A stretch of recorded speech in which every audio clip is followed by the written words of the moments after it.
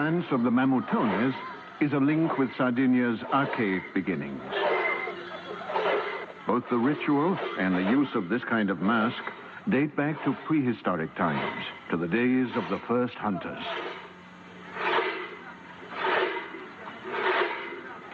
One of the Mediterranean's oldest cultural roots.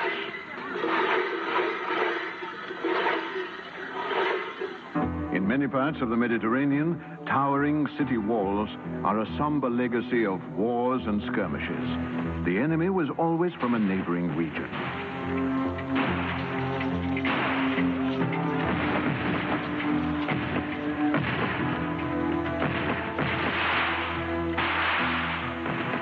But it is not unusual to find evidence of hospitable intentions at the gates of these same walls. Guests are sacred for me.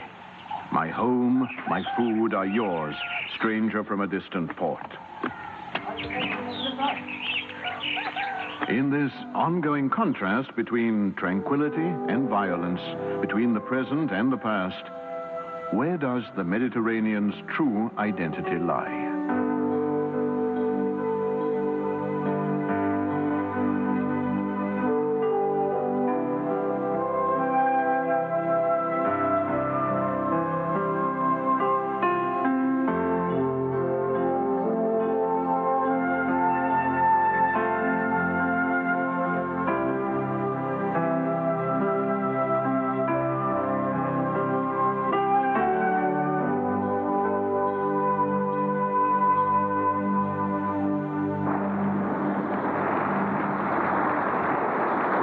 Setting out in search of the Mediterranean, in the words of Fernand Braudel, the world's greatest authority on Mediterranean civilizations, means moving into a Unitarian world, across a characteristic, unmistakable landscape that is capable, without warning, of breaking up into a series of different geographical locations and natural environments.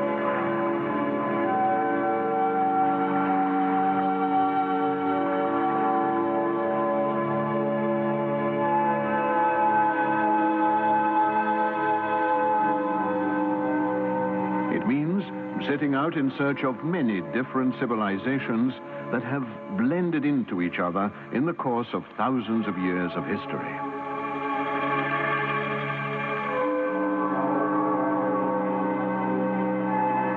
It means, for example, finding ancient Roman ruins in Africa, like these in Leptis Magna in Libya. It means coming across prehistoric sites, like this one in Corsica. It means being pleasantly surprised to discover oneself in the Orient. And yet, the port of Istanbul is very much a Mediterranean reality, in spite of its exotic appearance.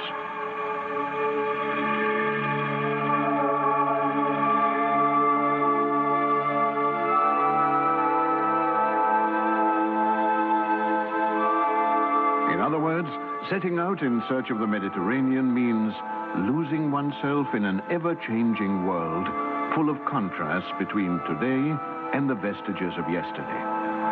One exciting encounter after another with historical events that too often have been imbued with infamy. Today, in Mediterranean waters once sailed by Ulysses, sailboats beguile tourists intent on shutting out the reality of our times. A reality revealed in this case by satellite reconnaissance. This electronic picture taken from space reveals a large oil spill in the Aegean Sea caused by a Greek tanker. One of the many polluting slicks that are poisoning the Mediterranean.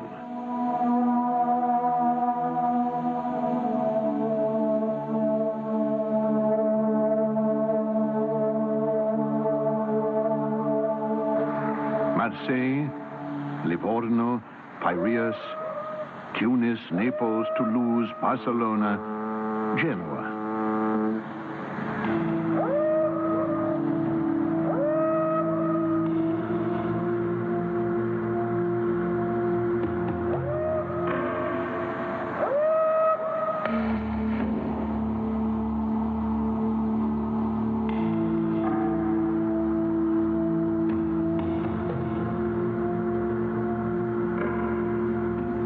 Modern port cities that have developed on sites where some 800 years before Christ, Phoenician shipping used to dock, long before the days of Roman galleys. Uncontrolled urban planning has left garish, often disturbing contrasts in its wake. For example, waste from refineries located inland from Venice is causing the gangrene that is eating away the marble ornamentation of this model city and polluting its lagoon.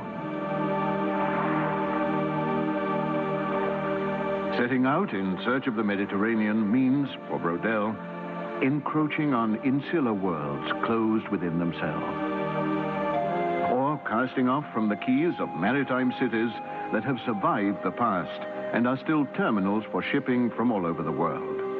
Let us not forget that Mediterranean ships have been plying all the seas of our planet for the past 400 years.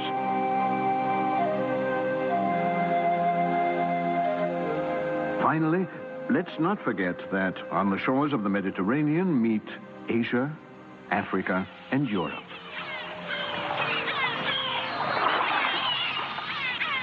And so it is interesting to compare local traditions.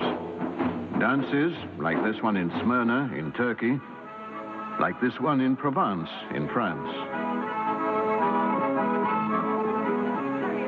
and like this one in Jelala in Tunisia, remind us that races on 3 continents live side by side on the shores of the same sea.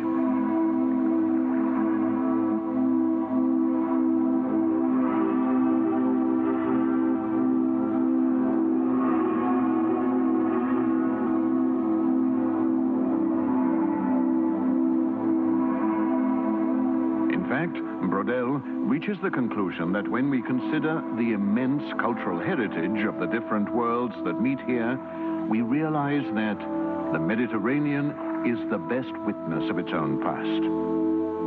Contrasts are everywhere, like the presence of Christian castles in Islamic countries. This one is in Bodrum in Turkey. And Arab castles on Christian territory. In particular, in Spain, where this bridge in Granada, built by the Romans, has served the armies of the Moors, the cavalry of the Reconquistadores, and Jews and Moriscos fleeing for their lives.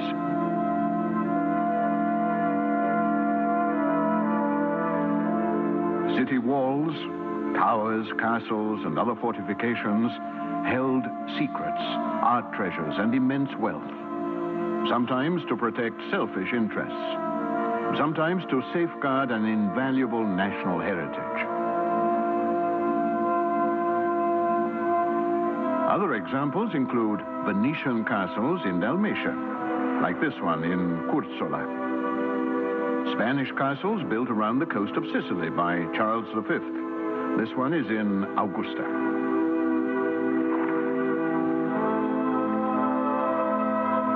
And the Habsburgs' Castle, Country House, Imperial Palace complex in Trieste.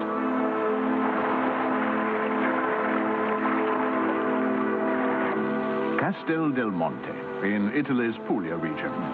The architectural masterpiece of a German king deep in sun-baked southern Italy.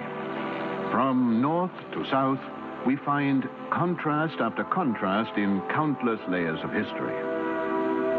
Further examples are the result not of military domination or urban development, but of the clash between spiritual legacies and an equally composite web of religious roots. This Christian church on the Palatine Hill in Rome is built on the ruins of a pagan temple. In Seville, a minaret, the traditional symbol of Islam, is now the bell tower of the Christian cathedral. And it was here, in Seville, that in the year 1000, a Jewish synagogue became a Christian church.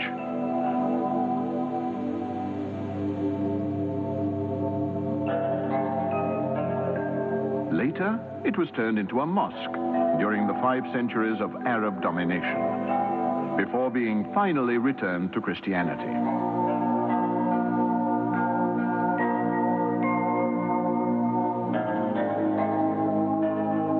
It Its composite style is the result of clashes between the monotheistic religions that developed on the shores of the Mediterranean, when, despite their common roots, Christians, Jews, and Muslims began fighting, as they are still fighting today, to destroy each other.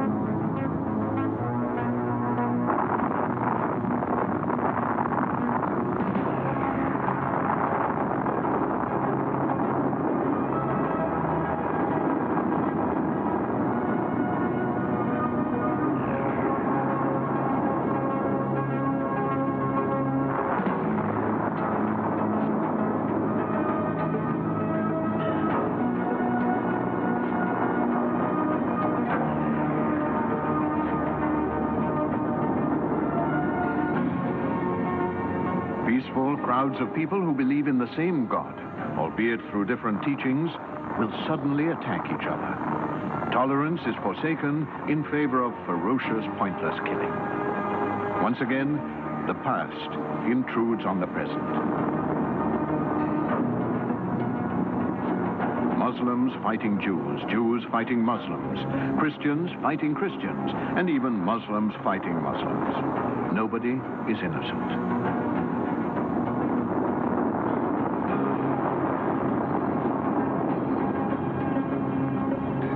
Western civilizations on the shores of the Mediterranean created great masterpieces.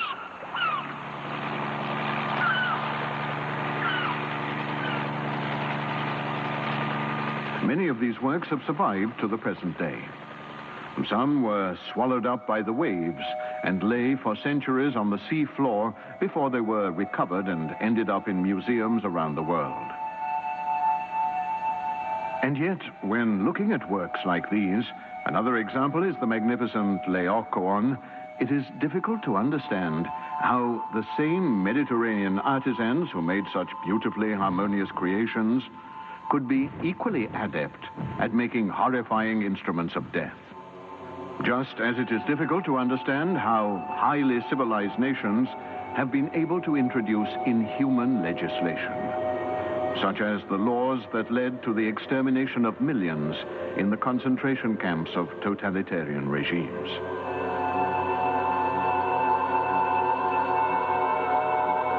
And so, the Mediterranean is not only a workshop for great artists and artisans, but also a simmering crucible of violence.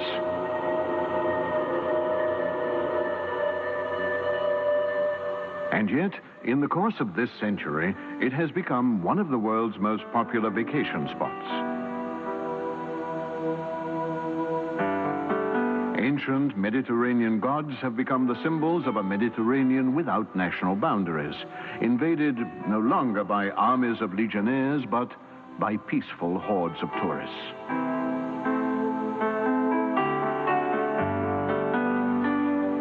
Every summer, some 200 million vacationers descend on Mediterranean countries from Spain to Turkey.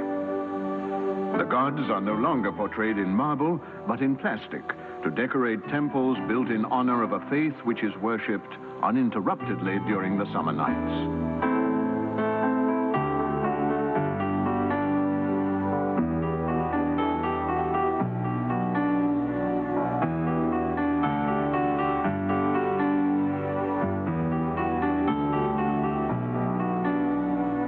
Emblematic of another contrast between the Mediterranean of today and that of yesterday. A contrast between invaders in armor and chainmail and today's scantily clad armies.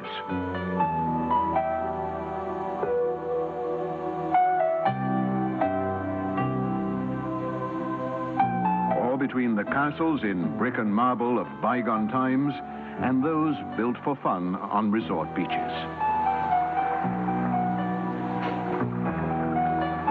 Once a year, on one of these beaches, fiery steeds and their colorful riders take the place of the usual army of tourists.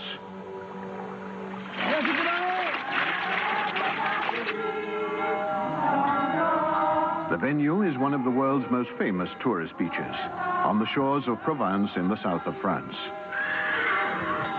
Around this castle church, the ritual of holiday fun-making gives way to an ancient, more profound event in which one of the world's smallest races celebrates the day of its saint, Sainte Marie de la Mer, godmother of the Mediterranean's last remaining gypsy communities.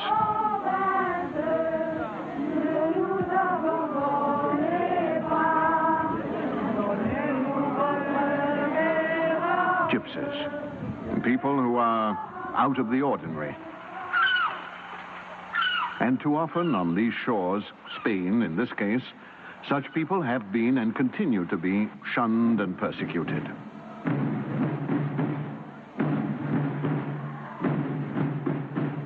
A collective rejection that often assumes ritualistic proportions.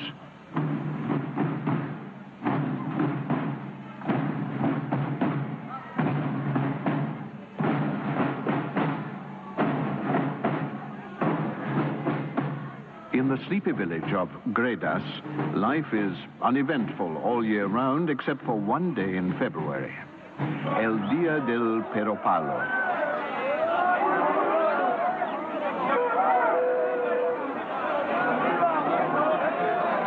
A curious word, Peropalo, which stands for stranger.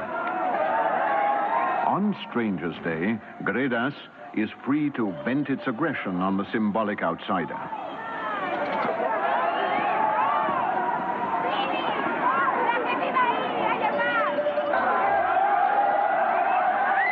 The whole village takes part in the pageant, reenacting his capture, together with his poor donkey.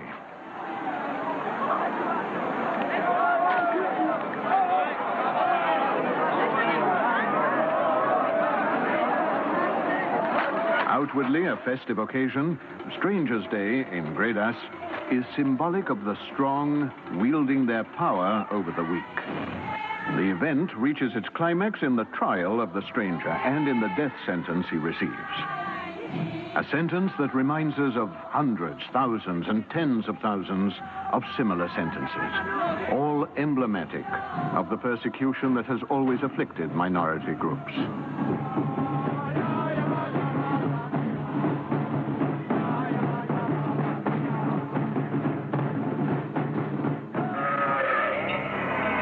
Another dramatic confrontation on which the Mediterranean's very existence depends is found at the ecological level. It is no secret that pollutants of every kind are threatening the future of this sea, rightfully considered one of the world's most beautiful stretches of water. But the Mediterranean is as strong as it is beautiful. This is the only explanation for its ability to withstand the sickening pollution that is eroding the purity of its once crystal clear waters.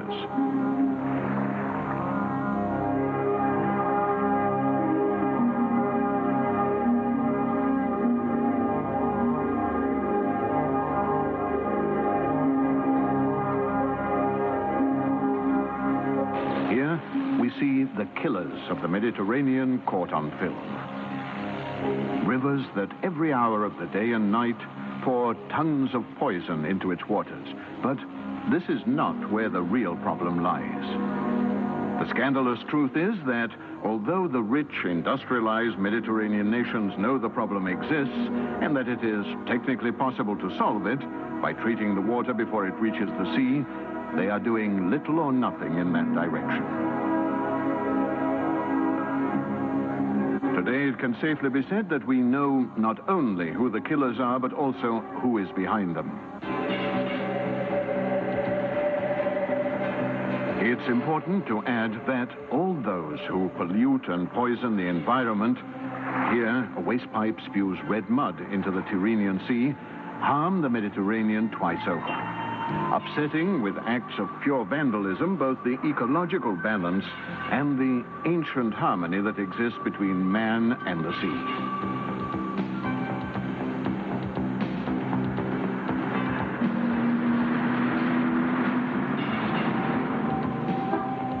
chemical industries that produce fertilizers to raise the productivity of arable lands certainly help to increase grain yields. But at the same time, they are contributing to the pollution of other areas, underwater areas, the domain of the Posidonia grass that guarantees the survival of these waters. Through photosynthesis, activated by the sun's rays, every square meter of vegetation produces 10 liters of oxygen.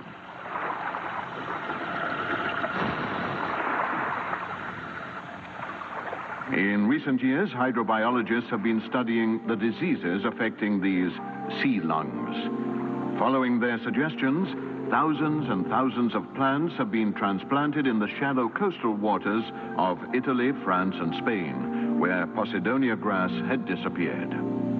At this moment, hydrobiology and other sea-related scientific disciplines are the weapons being used in the great battle to save the Mediterranean.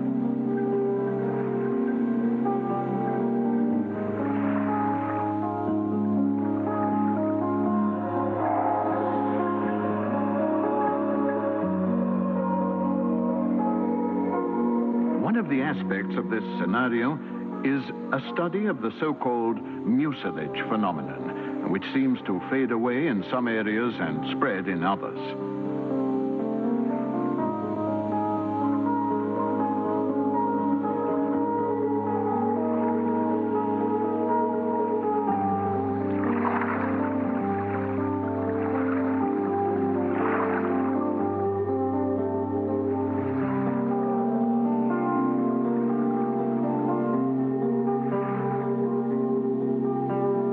Experimental underwater laboratories have been set up in several areas of the Mediterranean to perfect the creation of artificial barriers onto which are grafted millions of mussels. Mussels are particularly fond of the floating, often polluting mucilage. And in this way, an artificial but highly useful food chain has been created that will contribute to the repopulation of vast underwater areas. It is also certain that this kind of hydroculture will soon make the barbarous practice of trawl fishing for swordfish obsolete by using advanced technology to create vast food reserves. Finally, it will be possible to make a comparison between past and present in this field too.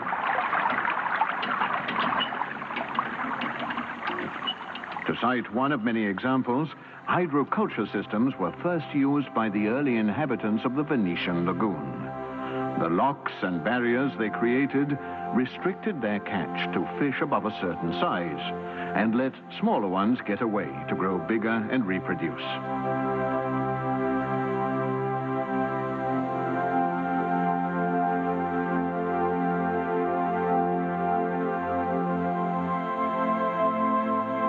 Venice, the last leg of our journey through the Mediterranean.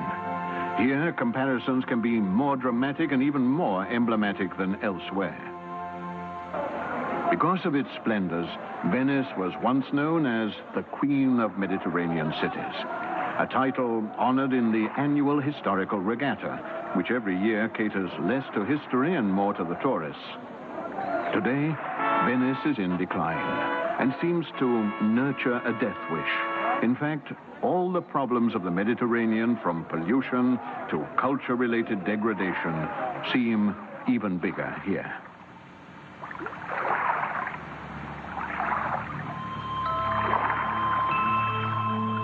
But a comparison with the past does not necessarily have to sow pessimism. Whenever it has been caught in a crisis situation like today, Venice has always risen above its problems. Can we expect a similar reaction throughout the Mediterranean? The answer may well be yes, if there is a universal commitment to preserve the sea's cultural identity and what remains of the harmony that exists between man's works and the environment. In other words, everything that for 4,000 years has enabled a highly evolved civilization to spread out from here, and that our generation must not allow to be degraded, uprooted, and destroyed.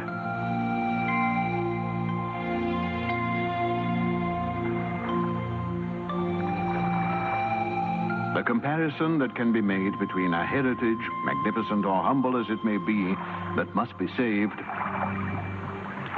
and the destruction that must be stopped, leaves no room for discussion. No further compromises can be made between positive and negative action.